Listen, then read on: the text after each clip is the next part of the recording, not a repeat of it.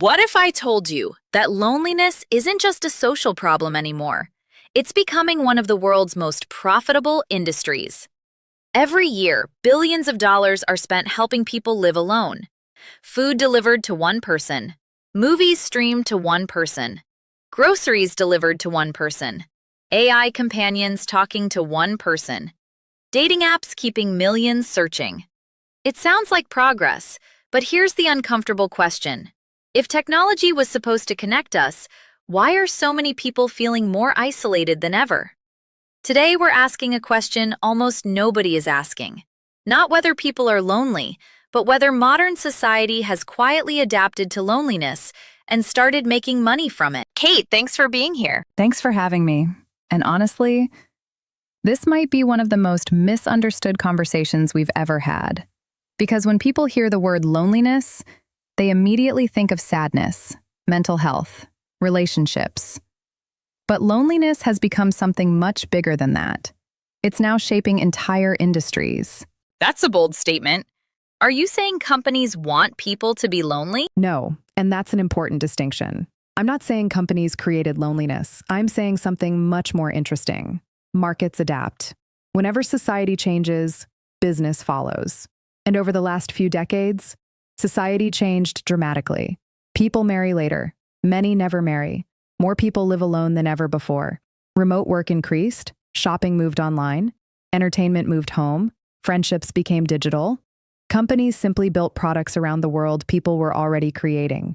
So, it's less like a conspiracy and more like evolution? Exactly. Think about this. Imagine one married couple, one apartment, one refrigerator, one Netflix subscription, one internet bill, one car. Now imagine they separate.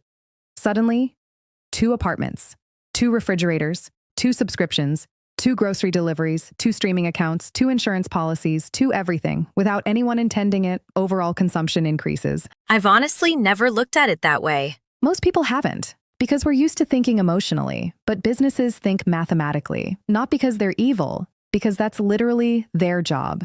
If customers' behavior changes, products change too.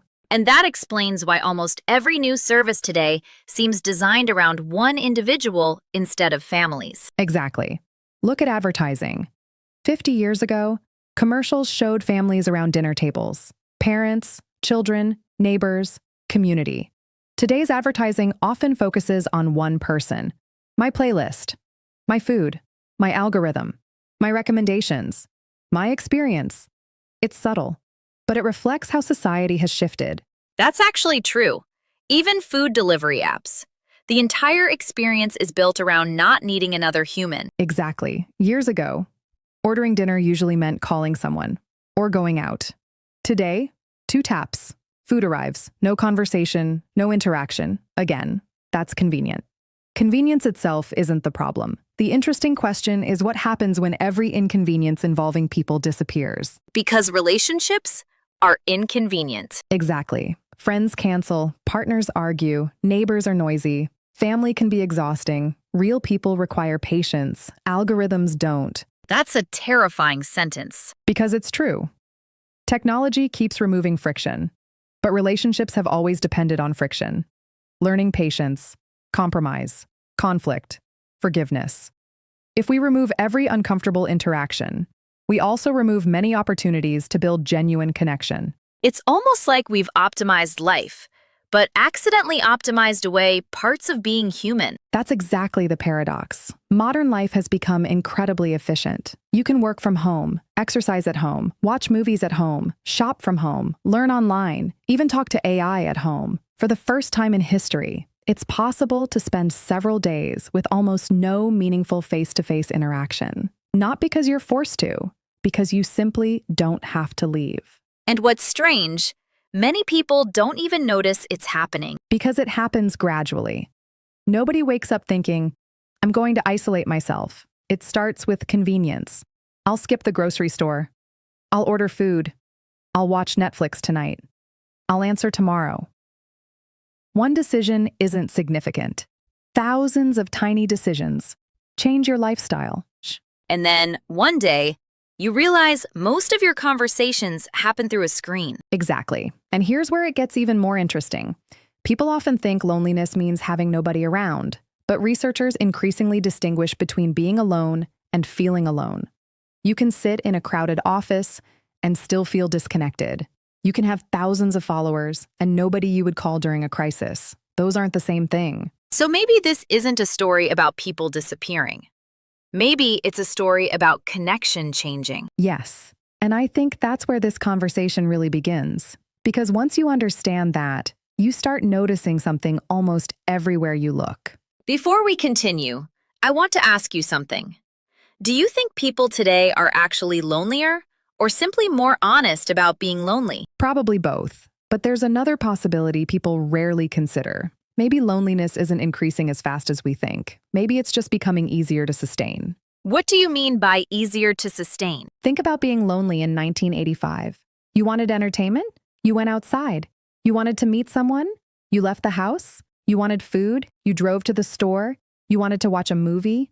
You went to the cinema or rented a VHS. Society constantly pushed you toward other people. Today, society does the opposite. That's actually fascinating. The world used to force interaction. Now it minimizes it. Exactly. Modern technology solved a problem humanity had for thousands of years: distance. But in doing so, it accidentally made isolation sustainable. For the first time in history, you can build an entire lifestyle around avoiding inconvenience. And people are very good at choosing convenience. Let's talk about subscriptions for a second, because I think this is where things become uncomfortable. Absolutely.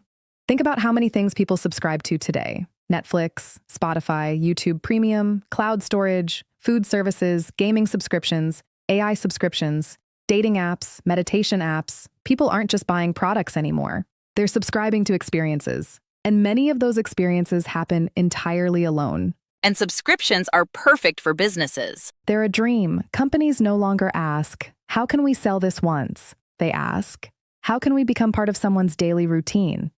Because routines become habits, and habits become revenue. It's strange.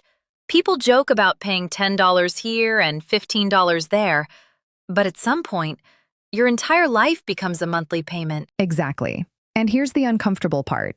Many of those subscriptions aren't replacing objects. They're replacing experiences. Spotify replaced music stores. Netflix replaced movie nights. AI is beginning to replace conversations. Dating apps replaced meeting strangers naturally. Again, none of these things are inherently bad, but together, they fundamentally change how people spend their time. Let's talk about remote work, because millions of people would probably say, working from home changed my life. And for many people, it absolutely did. Remote work has enormous advantages: less commuting, more flexibility, more time with family. But it also removed something people underestimated: incidental human interaction. The quick conversation in the hallway, lunch with coworkers, inside jokes, shared experiences. Humans evolved in tribes, not Zoom meetings. So we're gaining freedom while potentially losing community. That's the trade-off nobody anticipated. And humans are terrible at recognizing trade-offs in real time. We only realize what we've lost years later. You know what's interesting? I remember growing up, people would randomly knock on your door. Neighbors knew each other. Kids played outside until sunset. That feels almost ancient now. Because society became more individualized. Today, people know influencers better than neighbors. They know creators better than coworkers. They know fictional characters better than people living next door. That's not necessarily anyone's fault. It's simply where technology led us. And then we get to social media. Ah, yes, the greatest irony of the modern age. Platforms designed to connect billions of people, while simultaneously making many feel more disconnected. Social media gives us something fascinating: access to everyone, connection to almost no one. That's a quote. Because it's true.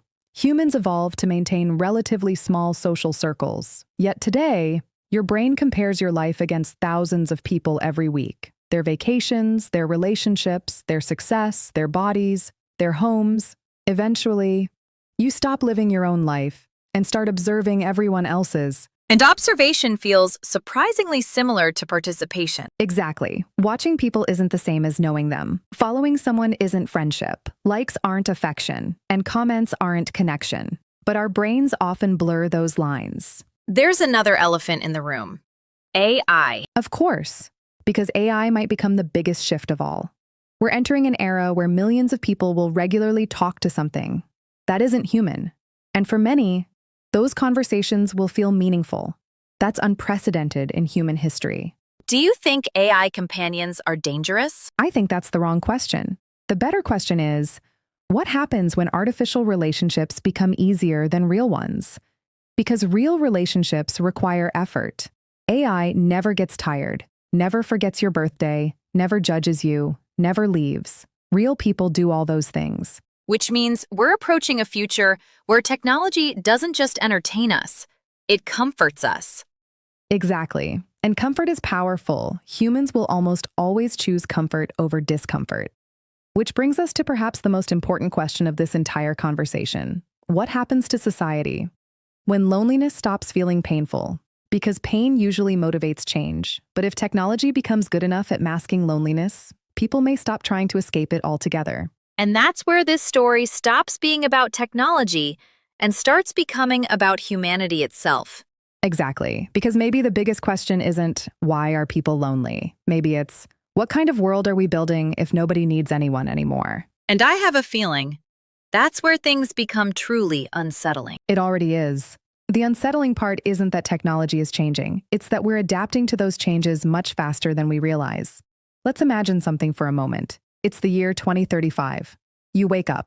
Your AI assistant reminds you about your schedule. Your groceries arrive automatically. You work remotely.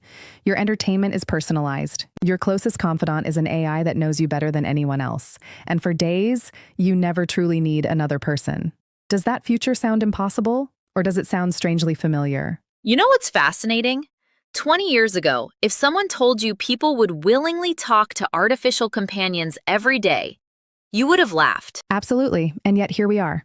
Millions of people are already forming emotional attachments to things that don't breathe, and we shouldn't dismiss that. Because if something makes you feel understood, your brain often responds as if the experience is real. That's what makes this moment in history so unprecedented. Technology is no longer simply extending human capability. It's beginning to imitate human presence. And that's where people become uncomfortable. Because suddenly we're forced to ask, what makes a relationship real? Exactly. Is it consciousness, shared experiences, emotion? Or is it simply the feeling of being understood? Because if it's the last one, humanity is entering very unfamiliar territory. And yet, despite all our technology, people still seem to be searching for something. Because humans were never designed merely to consume. We were designed to belong. To tribes, families, communities. For hundreds of thousands of years, our survival depended on each other. You couldn't survive alone. Today, you can survive alone surprisingly well, but surviving and belonging are not the same thing. That's probably the most important distinction we've made today. And here's the part I think people need to hear. This isn't a story about evil corporations or bad technology. Reality is more complicated. Technology gave us exactly what we asked for: convenience, comfort, efficiency, control. And now we're discovering that getting everything we wanted can still leave us feeling empty. So maybe this isn't the business of loneliness. Maybe it's the business of convenience. And loneliness is simply one of its side effects. I think that's much closer to the truth, because nobody sat in a room and said, let's make people lonely. Instead, millions of people made millions of small decisions, and those decisions collectively changed society. Do you think this trend reverses? Honestly, I don't know. But history tends to move in cycles. And I wonder if one day, people will begin rejecting endless convenience. Maybe dinner with friends becomes a luxury. Maybe communities become valuable again. Maybe human interaction becomes the one thing technology can never fully replace. That's an interesting thought. Imagine a future where authenticity becomes the most valuable thing on Earth, not because it's rare, but because everything else became artificial. And perhaps that's where we're heading. Because humans have always searched for meaning, not efficiency, meaning. And meaning almost always involves other people. So after everything we've discussed today, what's the question people should ask themselves? I think it's this. If technology continues making life easier every year, why do so many people still feel something is missing? And if your first answer is more money, I would challenge you to think again. Because some of the loneliest people in the world are also some of the richest. Maybe that's the final irony. We spent centuries trying to free ourselves from needing one another, and now we're beginning to wonder if needing each other was never the problem. Maybe. And maybe one day, people will look back at this moment in history and say, they had everything. Unlimited entertainment, unlimited information, unlimited convenience, unlimited technology. And yet, they were still searching for someone to sit across the table from. Kate, thank you for being here. Thank you for having me, Ashley. And thank you for watching. If there's one thing I'd like you to remember after today's conversation, it's this. Technology will continue to evolve. AI will become smarter. Our lives will become more convenient. But no matter how advanced the future becomes, it will never replace the feeling of sitting across from someone who genuinely understands you. So tonight, call a friend. Visit your parents. Have dinner with someone you care about.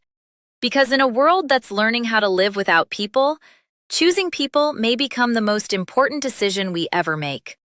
I'll see you in the next one.